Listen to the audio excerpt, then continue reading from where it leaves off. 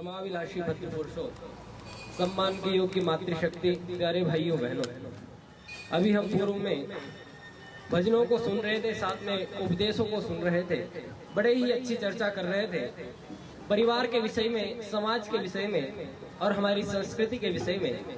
उसी विषय को लेकर के मैं आज आप सबके बीच में उपस्थित हुआ हूँ। आप थोड़ी देर के लिए सारे कार्यों को, अपने मन को इधर उधर से हटा करके थोड़ी देर के लिए अपने मन को मुझे प्रदान करने का प्रयास करेंगे। मैं आशा करता हूं कि आपके मन को सुमन बनाने का प्रयास करूंगा। देखिए, कल की तरह आज भी माताओं की संख्या अधिक है, तो मैं आज का विषय माताओं पर ही लूंगा। आपको ये बात ध्यान में रखना है।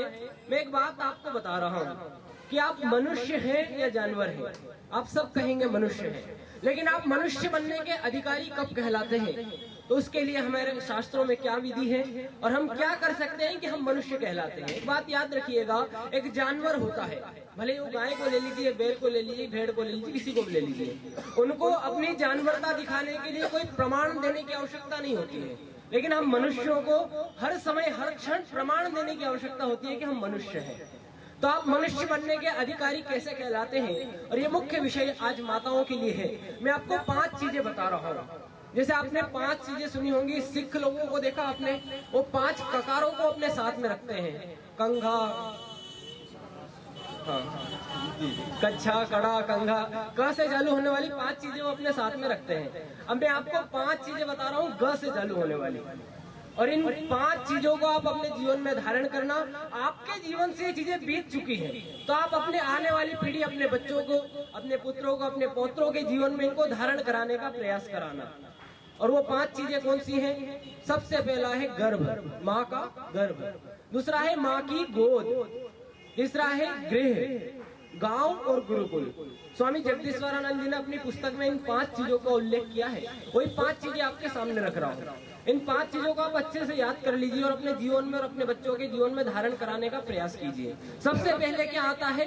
माँ का गर्भ। अब देखिए, आपको ये जीवन में आपने देखा होगा, पहले भी आपने देखा होगा, कहानी भी सुनी होगी कि अभिमन्यु ने अपने माँ के गर्भ में चक्रियों को तोड़ना सीख लिया था, उसमें घुसना सीख लिया था। आप इस बात पर विश्वास करते हैं या नहीं करते हैं, लेकिन ये 100% बात सही होती है कि जब बालक माँ के गर्भ में होता है, तब उसको अगर अच्छे संस्कार दिए जाएं, माता अच्छी अच्छी पुस्तकें पढ़ें, अच्छी अच्छी चीजों को देखें, तो उस पर बहुत अधिक बच्चे पर संस्कार पड़ते हैं। और ये आप माताओं के लिए विशेष बात है। एक बार की बात है, एक अखबार में, एक पत्रिका में छपकर आया हुआ था, उसको मैंने पढ़ा। उसमें लिखा हुआ था, उसमें देखा कि एक दंपति है विदेश के, और दोनों दंपति गोरे हैं। विदेश के लोगों को देखा, बिल्कुल गोरे चिट्टे होते हैं, तो दोनों पति और पत्नी बिल्कुल गोरे थे। और जब उनका पुत्र हुआ तो बिल्कुल काला कलूटा, और उसके बाल ऐसे खड़े हुए हैं। जब इस पर वैज्ञानिकों ने रिसर्च किया कि इनकी पीढ़ी दर पीढ़ी में कोई भी काला नहीं है, इनकी पीढ़ी दर न दादा दादी न नाना नानी कोई भी काला नहीं है, फिर इनका पुत्र काला कैसे हुआ? जब इस पर रिसर्च किया गया तो पता लगा कि जब माँ के गर्भ में बालक था, तब माता जिस कमरे में रहा करती थी, उस कमरे में बड़े बड़े जो काले काले बॉडी बिल्डर होते ना, उनके फोटो लगे हुए थे। माता उठती बैठती, जब भी उस कमरे में जाती, सोती, उसी फोटो को देखा करती थी, और वही संस्कार उसके गर्भ में पड़े और बालक को वही संस्कार मिले। तो आपको ये बात विशेष ध्यान में रखना है। आपके जीवन में बीत चुकी है तो आपकी बहुओं के जीवन में रखना, आपकी बेटियों को समझाना कि आपके जब माता के गर्भ में बालक होता है तो उनको कितनी अच्छी अच्छी पुस्तकें पढ़ना है, अच्छे अच्छे चित्रों को देखना, अच्छे अच्छे चित्रण को देखना है, और अच्छे अच्छे व्यवहारों को करना है। तो इन चीजों को आपको ध्यान में रखना है। तो पहली बात आपको समझ में आ गई होगी कि माँ के गर्भ में जब बालक होता है तो हमें उसे अच्छे संस्कार देने का कार्य करना है। दूसरी बात मैंने आपको बताई, माँ की गोद। जब बालक का जन्म होता है तो वो माँ की गोद में आता है, और माता का कर्तव्य होता है कि उसको अच्छी अच्छी चीजें सिखाएं। आजकल की माताएं क्या सिखाती है अपने बच्चों को? लोरी सुनाई थी ना, लल्ला लल्ला लोरी, दूध की कटोरी और दूध में पतासा, और लल्ला करे तमाशा। अब बच्चों को आप छोटा सा है और उसको तमाशा करना सिखा रही है, जब वो बड़ा होगा तो क्या करेगा?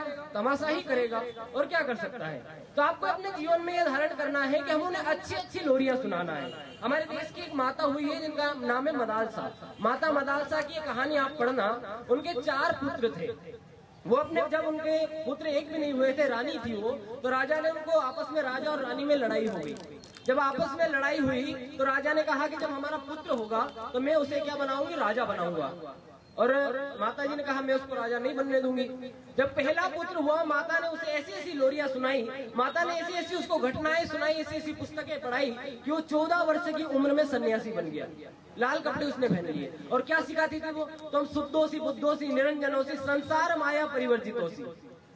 वो सिखाया करते तू शुद्ध है, तू बुद्ध है, तू निरंजन है, तू संसार माया से परिवर्जित हो जा। तो ऐसी लोरियां सुनाया करती थी। और आजकल